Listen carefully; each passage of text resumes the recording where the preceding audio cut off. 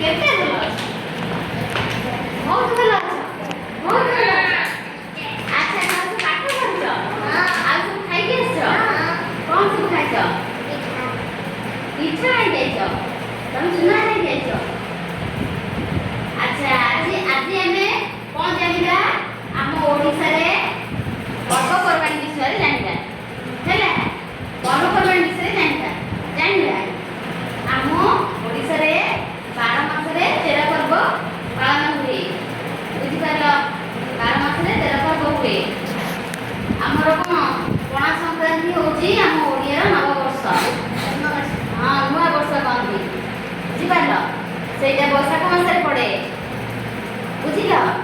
ଜ୍ୟେଷ୍ଠ ମାସରେ କଣ ପଡ଼େ? ଜ୍ୟେଷ୍ଠ ପୂର୍ଣ୍ଣିମା ହୁଏ। ଜ୍ୟେଷ୍ଠ ପରେ ଆଷାଢ଼ ମାସରେ କଣ ପଡ଼େ? ରଥଯାତ୍ରା ହୁଏ। କଣ ହୁଏ? ରଥଯାତ୍ରା ହୁଏ। ଆଷାଢ଼ ପରେ କଣ?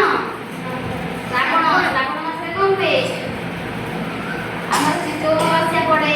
ତାପରେ କାଉଡ଼ିଆ ମାନେ ପାଣି ନେଇକି ଯାଆନ୍ତିନି ବୋଲବମ୍।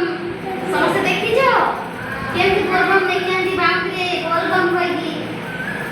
ସେଇଟା ଶ୍ରାବଣ ମାସରେ ଶିବଙ୍କ ପାଖକୁ ପାଣି ନିଅନ୍ତି।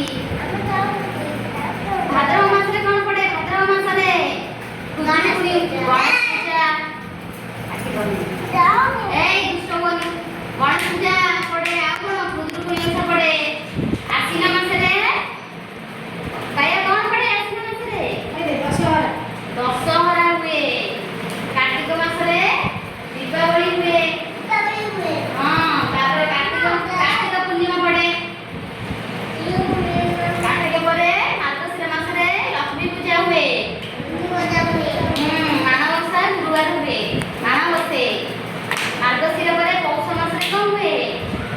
ଶାମ୍ବ ଦଶମୀ, ଯୋଉ ସୂର୍ଯ୍ୟଙ୍କୁ ପୂଜା କରନ୍ତି। ଦେଖିଛ ସବୁ? ଦୌଡ଼ି ଦୌଡ଼ି କ୍ଷୀରି ଖାଇଛ? କ୍ଷୀରି ଖାଇଛ ଦୌଡ଼ି ଦୌଡ଼ି? ତମେ ଖାଇଛ? ବାସ୍। ପୌଷ ପରେ କଣ? ମାଘ ମାସ।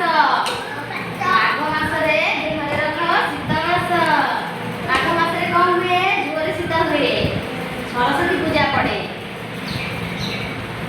ଆଉ ମାଘ ସପ୍ତମୀ ହୁଏ। ସରସ୍ୱତୀ ପୂଜା ପଡ଼େ। ତାପରେ ଆସେ ଫାଲ୍ଗୁନ ମାସ। ଫାଲ୍ଗୁନ ମାସରେ କଣ ହୁଏ? ଆମର ଦୋଳ